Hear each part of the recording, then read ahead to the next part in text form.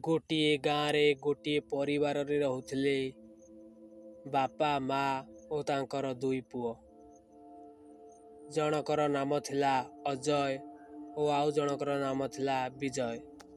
अजय गाँ पाखरु अल्प दूर रे थिबा गाड़ी ग्यारेज रे काम करे और राति 10टा हेले अजय ता घर को फेरी आसे।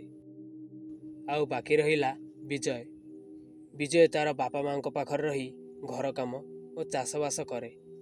सेथिरे जहा अमल हुए गोटा परिवार बेस शांति रे खाती, निज कर्म निजे करि चलु थांती। दिनकर कथा, अजय सकाळु सकाळु उठी बड़ी भोरू खाइबा पीवा सारी तार साइकल टे धरी बाहरी पड़िला तार गाड़ी ग्यारेज को। गाड़ी ग्यारेज रे पहुंची काम धाम कला। से दिन पुणी ग्यारेज रे अधिक काम थिला। सेई बड़का काम सब करू करू टाइम आउ ताको जानी हेलानी। अजय हठात कांथरे लागिथिबा घड़ी को देखे तो टाइम आसी 3टा बाजी गलानी। अजय सेठारु 5 मिनिट रो ब्रेक नहीं होटेल रो खाई दे आसिला ओ तापरे ग्यारेज रे काम करबा को लागिला।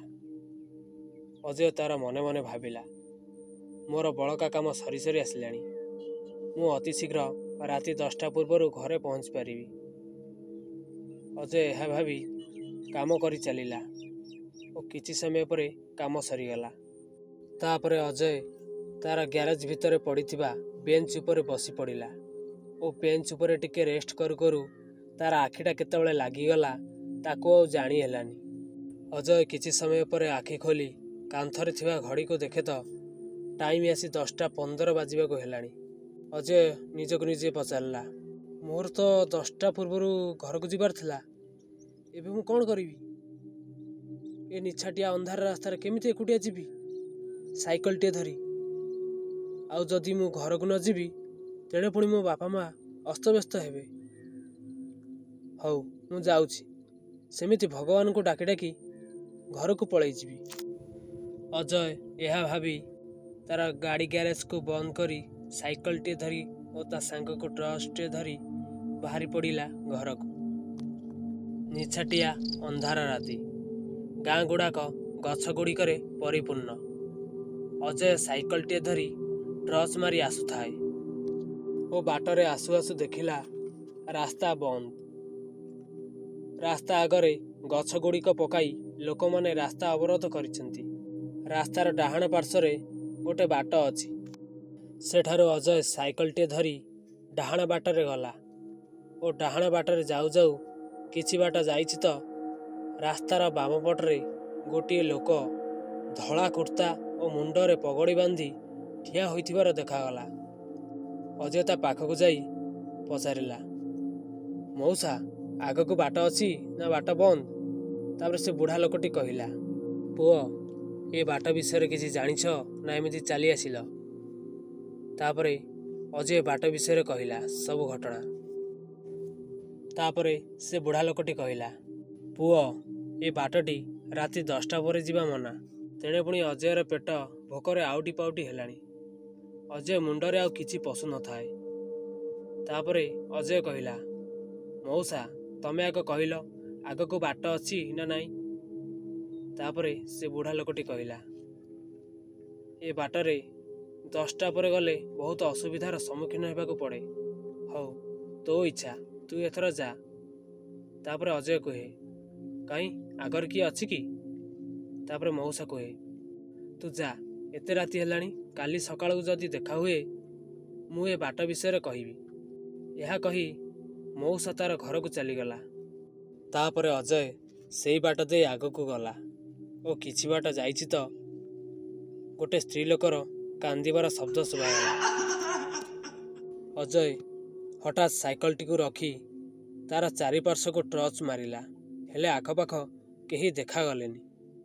तापरे अजय साइकल टी को धरी आगकू जीवाकू लागिला। पुणी किछि बाट जाइछि तो रास्ता मझिरे गोटे स्त्री लोक को धला शाढ़ी पिंधि बसिथिबार देखिला। तापरे अजय ता पाखकू गला ओ सेठी जाई देखिला से स्त्री लोकटी तार चुटी को झांपुरा करी बसिछि। तापरे अजय मनरे टिके टिके भय सृष्टि हैला। अजय भाबिला, ए कौन भूत ना आउ किए? ଏହା ଭାବି ଅଜୟ ବହୁତ ସାହସର ସହିତ ସେ ସ୍ତ୍ରୀ ଲୋକଟିକୁ ପଚାରିଲା, ମାଉସୀ ଟିକେ ଶୁଣିବ, ଆଗକୁ ବାଟ ଭଲ ଅଛି? ତାପରେ ସେ ସ୍ତ୍ରୀ ଲୋକଟି ହୁଁରେ ଜବାବ ଦେଲା। ତାପରେ ଅଜୟ ସେ ସ୍ତ୍ରୀ ଲୋକଟିକୁ ଯେତେ ପଚାରିଲା ସେ ଖାଲି ହୁଁରେ ଜବାବ ଦେଲା। ତେଣେ ପୁଣି ଅଜୟର ପେଟ ଭୋକରେ ଆଉଟି ପାଉଟି ହେଲାଣି। ଅଜୟ ମୁଣ୍ଡରେ ଆଉ କିଛି ପଶୁ ନଥାଏ। ତାପରେ ଅଜୟ ତାର ସାଇକେଲଟିଏ ଧରି ଆଗକୁ ଯାଏ ତ ସାଇକେଲଟିଏ ଗୋଟିଏ ସ୍ଥାନରୁ ଆଉ ଗୋଟିଏ ସ୍ଥାନକୁ ଯାଏ ନାହିଁ। ତାପରେ ଅଜୟ ଯେତେ ବଳ ପ୍ରୟୋଗ କରେ ହେଲେ ସେଥିରେ ଅସଫଳ ହୁଏ। ସେହି ସମୟରେ ସୁଲୁସୁଲିଆ ଥଣ୍ଡା ପବନଟିଏ ଦିଏ। ଟିକେ ଦୂରରୁ ଧଳା ଧଳା ଧୂଆଁ ବାହାରେ ଓ ଆଖପାଖ ଖେଳିଯାଏ। ସେ ଧୂଆଁ ଭିତରୁ ଗୋଟେ ସ୍ତ୍ରୀ ଲୋକ ବାହାରିକି ଆସେ। ଥଣ୍ଡା ଥଣ୍ଡା ସୁଲୁସୁଲିଆ ପବନରେ ତାର ଝାମ୍ପୁରା ଝାମ୍ପୁରା ନୁଖରା ନୁଖରା ଚୁଟି ଫର ଫର ହୋଇ ଉଡ଼ୁଥାଏ। ସେ ସ୍ତ୍ରୀ ଲୋକ ଅଜୟ ପାଖକୁ ଆସୁଥାଏ। ସବୁ ଗଛ ଯେମିତି ମଡ଼ାମଡ଼ ହୋଇ ଭାଙ୍ଗି ଯାଉଥାଏ ସେଇଭଳି ଶବ୍ଦ ହେଉଥାଏ। ତାପରେ ଅଜୟ ଆଖିପତା ଖୋଲିବା ମାତ୍ରେ ସେ ସ୍ତ୍ରୀ ଲୋକ ହଠାତ୍ ଆସି ଅଜୟ ପାଖରେ ଠିଆ ହୋଇ ଅଜୟର ତଣ୍ଟିକୁ ଧରି ପକାଏ ଓ ତଣ୍ଟିକୁ ଚିପିବାକୁ ଲାଗେ।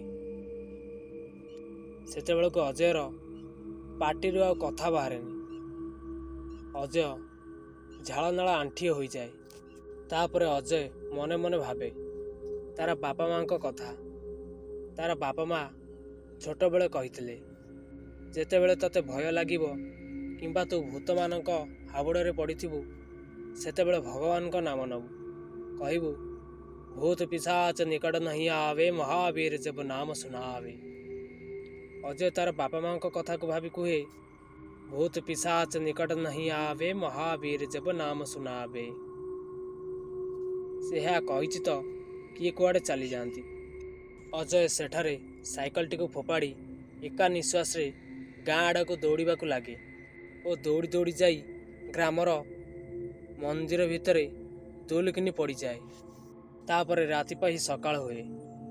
ଅଜୟର ବାପା ମା ଅଜୟକୁ ଖୋଜିବାକୁ ଲାଗନ୍ତି ଓ ଶେଷରେ ଖୋଜି ଖୋଜି ଗ୍ରାମର ମନ୍ଦିର ପାଖରେ ଅଜୟକୁ ପାଆନ୍ତି।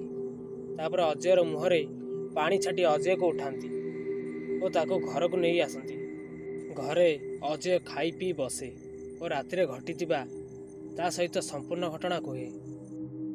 ତାପରେ ଅଜୟର ବାପା ଅଜୟକୁ କୁହନ୍ତି, ହଁ ସେ ବାଟଟି ରାତି 10ଟା ପରେ ସେ ବାଟରେ ଯିବା ମନା। ହଁ ଆଜି ପର୍ଯ୍ୟନ୍ତ ରାତି 10ଟା ପରେ ସେ ବାଟରେ ଯେକୌଣସି ଲୋକ ଯାଇଛି ସେ ଆଉ ଜୀବନ୍ତ ଫେରିନି। ତୋର ଭାଗ୍ୟ ଭଲ, ତୁ ଫେରି ଆସିଛୁ। ତାପରେ ଅଜୟ ପଚାରିଲା, ବାପା ତମେ କ'ଣ ଜାଣିଛ ତାର ରହସ୍ୟ ବିଷୟରେ? କ'ଣ ମୋତେ ଟିକେ କହିପାରିବ? ତାପରେ ଅଜୟର ବାପା କୁହନ୍ତି, ଏ ଘଟଣାଟି ବହୁତ ବର୍ଷ ତଳର କଥା। ସେତେବେଳ ସମୟରେ କେହି ବାହା ହେଲେ ପାଲିଙ୍କିରେ ଯା ଆସ କରୁଥିଲେ। ଦିନେ ମହାଜନ ପରିବାରର ଝିଅ ହେମାବତୀ ଆର ପାଖ ଗାଁକୁ ବାହା ହୋଇ ଯାଉଥିଲା। ସେ ବାଟରେ ଯାଉ ଯାଉ ରାଜାଙ୍କର କିଛି ସୈନିକ ସେମାନଙ୍କୁ ସେ ବାଟରେ ମାରି ହେମାବତୀକୁ ଅପହରଣ କରି ନେଇକି ଯାଉଥିବା ସମୟରେ ହେମାବତୀ ନିଜେ ନିଜର ବେକ କାଟି ସେଠାରେ ମୃତ୍ୟୁବରଣ କରିଥିଲା। ଏ ଘଟଣାଟି ରାତି 10ଟା ପରେ ହୋଇଥିଲା। ସେଥିପାଇଁ ହେମାବତୀର ଆତ୍ମା ପ୍ରତିଶୋଧ ନେବା ପାଇଁ ଆଜି ପର୍ଯ୍ୟନ୍ତ ସେ ବାଟରେ ଅତୃପ୍ତ ଆତ୍ମା ହୋଇ ଜଗି ବସୁଛି। ସେ ବାଟରେ ଯେକୌଣସି ଲୋକ କିମ୍ବା ଯାତ୍ରୀ ଗଲେ ସେ ସେମାନଙ୍କୁ ତଣ୍ଟି ଚିପି ମାରି ଦେଉଛି। ତାପରେ ଅଜୟ ପଚାରେ, ବାପା ତାର କ'ଣ କିଛି ପ୍ରତିକାର କରୁନାହାନ୍ତି? ତାପରେ ତା ବାପା କୁହେ, ହେମାବତୀ ପାଖରେ ଏମିତି ତାନ୍ତ୍ରିକ ଶକ୍ତି ଅଛି ତାର ପାଖକୁ ବି ଯିବାକୁ ଭୟ ଲାଗେ। ହେଲେ ସେ ବାଟକୁ ବନ୍ଦି ଦିଆଯାଇଛି। ଦିନ ସମୟରେ ଭଲ, ଆଉ ରାତି ହେଲେ ସେ ବନ୍ଦି ଭିତରକୁ ଯିଏ ଯାଏ ସେ ଆଉ ଫେରି ଆସିପାରେ ନା। ହଉ ଛାଡ଼ ସେ କଥା, ତୁ ଆଜିଠାରୁ ସେ ବାଟ ଦେଇ କେବେ ବି ଯିବୁନୁ। ଆମର ଯେତିକି ଖଟିବା ସେତିକି ଖାଇବା।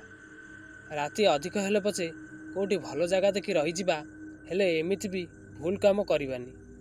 କାହାଣୀଟି ଏଇଠି ସରିଲା।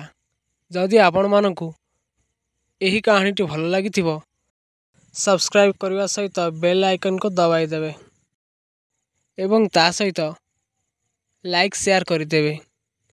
ଯଦି କାହାଣୀରେ ଘଟିଥିବା ଘଟଣା ଆପଣଙ୍କ ସହିତ ହୋଇଥାଏ ତାହେଲେ ଆପଣ କମେଣ୍ଟ ମାଧ୍ୟମରେ ନିଶ୍ଚୟ ଜଣାଇବେ। ରହିଲି, ଧନ୍ୟବାଦ।